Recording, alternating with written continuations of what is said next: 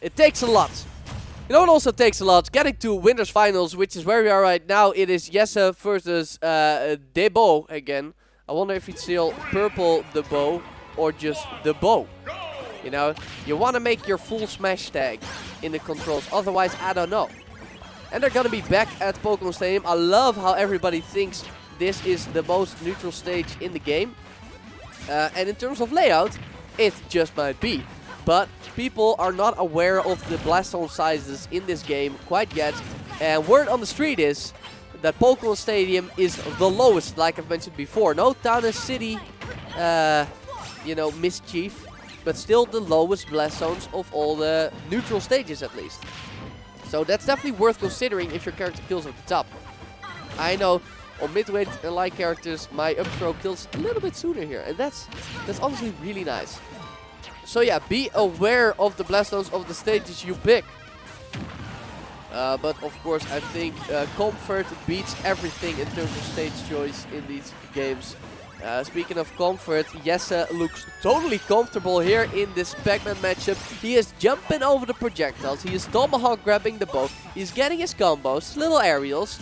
And all the while, Purpledebo is just whiffing grabs left and right. Finally he gets one, semi-tethering through the rapid jab of Jesse's Palutena. Jesse tries to go for the edge guard, but he gets a hydrant instead.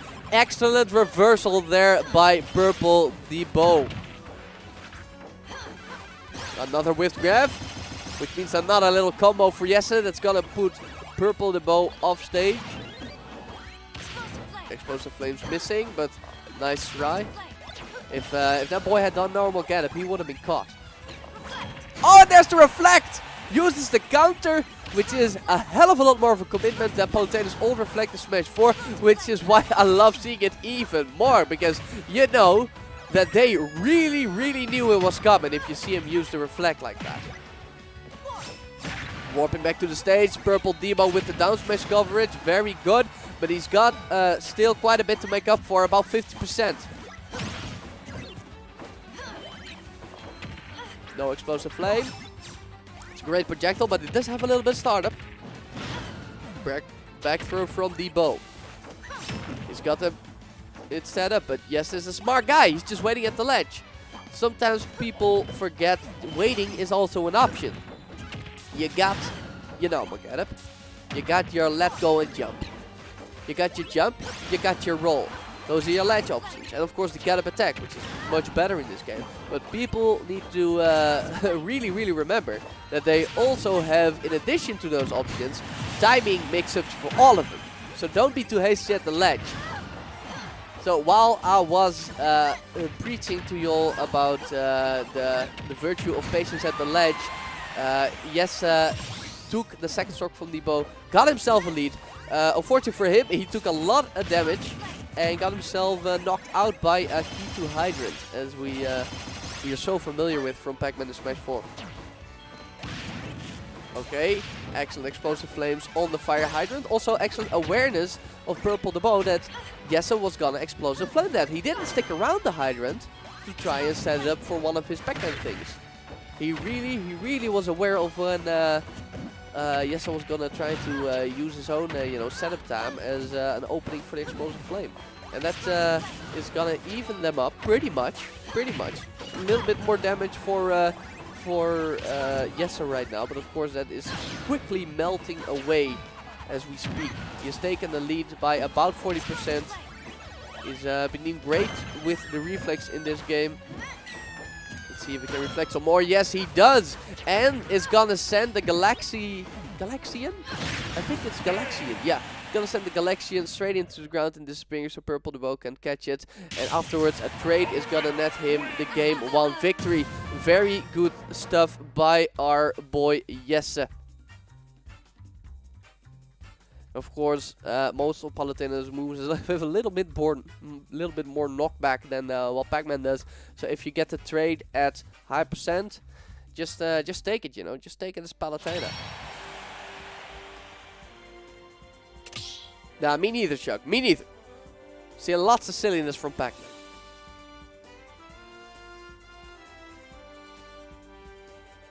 Nah, man. Nah. You know, that's a funny thing about balloon knockback. It's even harder to see who won after you get a trade like that. Yeah, that's pretty much it, Tills. That's pretty much it. So yeah, I know Jesse is not technically a new player, but I still think he is the most exciting. Previously, yeah,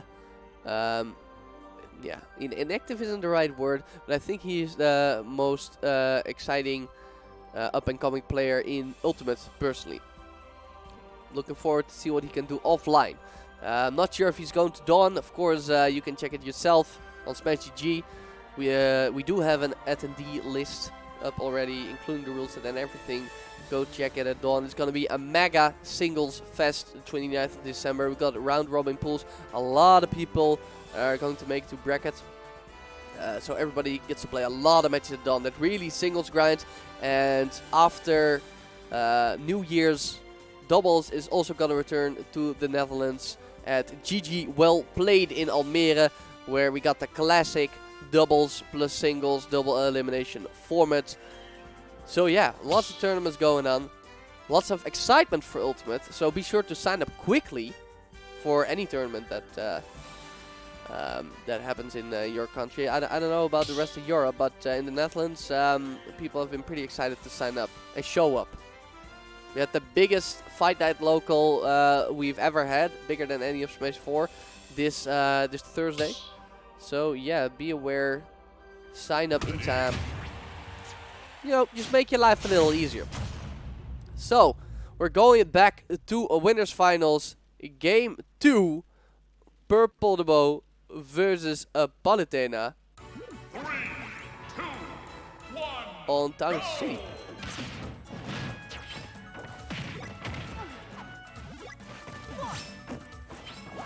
So let's see what they can do here.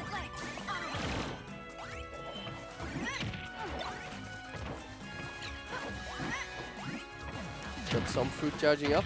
I saw Purpledebo using some melons. But honestly, I think that's the worst one. I think even cherry is more useful than melon. I know there are some really cheeky setups with the Z-drop melon or the up-thrown melon that kind of stays in place.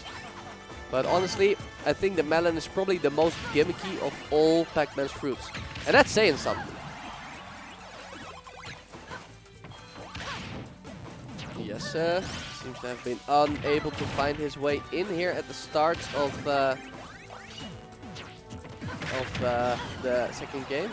Just Purpledebo, just very comfortable, having this very wide stage to do his thing. And he's been able to avoid Yes this entire time. Needs to air out a shield, very good. The indirect nerf to shield grabbing is actually kind of nice for Pac-Man, because it's not like he ever really grabbed. So yeah, the nair out of shield being the better option in general in this game is nice for characters like Pac-Man, who had a good one and preferred that to begin with. Yes, has lost his stock, 90%. Purpledebo seems to be realizing the startup on that explosive flame and be satisfied with the trade of an orange for a flame, which I can totally understand, you know. Especially if you're in the lead like this, just trade some damage. Oh, the very last hit of the explosive flame caught Purpledebo, and you gotta remember, people, you gotta remember. You gotta remember that there's a trampoline beneath Pac-Man, so if you spike him, it's irrelevant. But yeah, you gotta remember that explosive flame isn't just out there, it actually grows during its duration. Okay, nice wait by Purpledebo. I saw some people at the local getting tripped up. Oh my! Was that a down air kill by Pac-Man? Has that ever even happened in Smash 4? Wow. Okay, shenanigans with the trampoline. That's how Pac-Mans like to see it. And Purpledebo, who can keep this up, is well on his way to a 3-stock. The first 3-stock of the stream.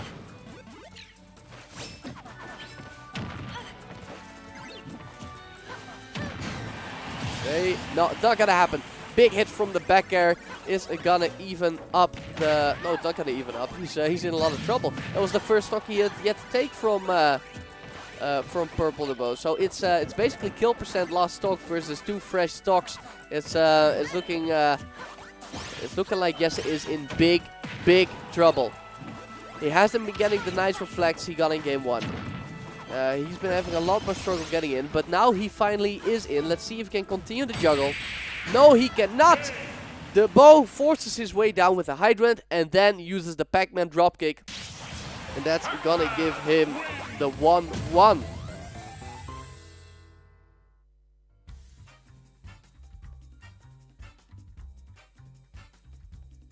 So let's take it back to the arena.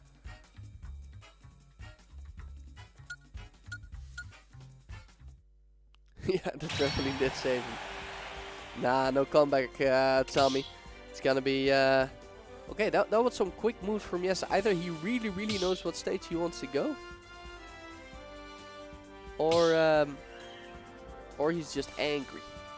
Yeah, very possible. I wonder if people have more nerd rage when they're at home and there's no social control, like in public. I wonder if like some of the most mellow people in person are like nerd raging when they're home alone playing Wi-Fi. You know, you'd never know, but it's fun to think about. So now they're really thinking. Now they're really thinking.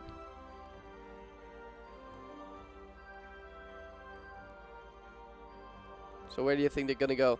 What's your favorite stage account to pick, boys? Let me know. Like, I tend to just ban like WarioWare, Castle Stage, Skyloft every time. I do not like the base platform on Skyloft. I do not like the Blast Zones on WarioWare. Not so sure if it should be banned from Turn and Play altogether, because we do need some small stages. And I would like to see a Yoshi Story Melee be brought back for exactly that purpose. But I'm not sure if WarioWare is ban worthy. I just personally don't like it. But yeah, there's some things to figure out. So let me know your thoughts on these controversial stages. But before we're gonna resume that conversation, we're gonna resume winners finals here with Jesse and Purpledebo at even percentage, as they're gonna be playing on hazardless Smashville with the platform static in the middle. And now let me tell you, I was reading the Discord before top 8 started, and I saw some boys who were about to play a set, and they said, "Hey man, you want to start a battlefield?"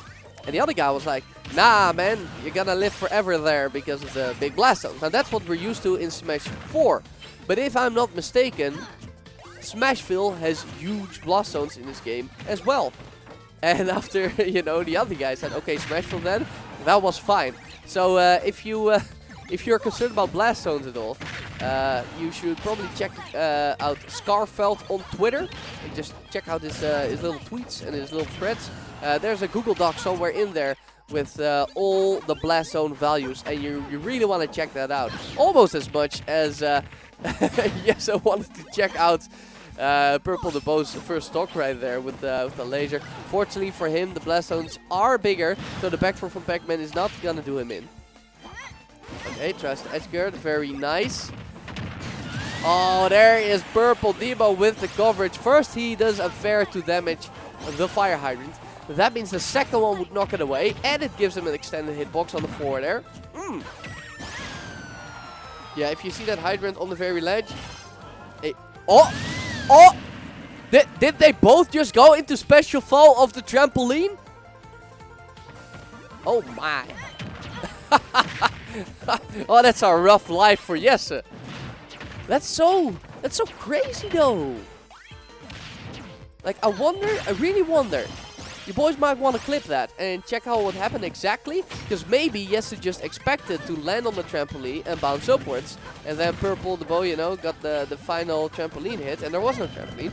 Or both of them had the final hit on the trampoline, and both of them went into special fall. But I do have to say that would be a crazy kind of timing for the both of them to land on the trampoline on the exact same spot. Although maybe there's some some changes to the trampoline, where a bounce actually has a lasting bounce box, if you will, kind of a hitbox, except for the bounce of the trampoline. That stayed out for a while. Even, you know, if it bounces up on the character, very interesting stuff to think about. Just like Purpledebo is probably thinking a lot inside his head with all these setups that you see. Just, you know, letting his bell surf on the water. But sometimes if you think too long, Jesse is just gonna run up and up smash, and you're not safe above your hydrant because that laser reaches so far into the sky. And now the stocks have been evened up. Jesse's got him at the ledge. He's doing some combos. He's doing some edge guarding. Let's see if he can continue this. I would have liked to see him reflect that particular hydrant. Even if the bow shields the reflected hydrant, you force him into shield. You're out of your reflect sooner, and you can close the distance and make sure they don't get stage control. So yeah, if you have a reflect, really use it. It's not just about hitting the enemy with his own projectile. It's about sending it back and adding that pressure.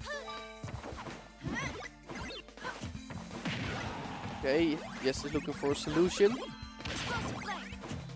Percent is close but not quite even.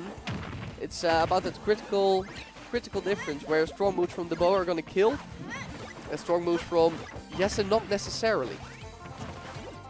Of course, rage is still in the game. Heavily nerfed though. Word on the street is it's about 1/3 the power from before, but it doesn't matter what kind of rage you have or don't have if you hit him with a hydrant that far up. And that's a 2-1 in favor of Purpledebo, who will be advancing to winner's side of Grand Finals. Very well played by our resident Pac-Man main.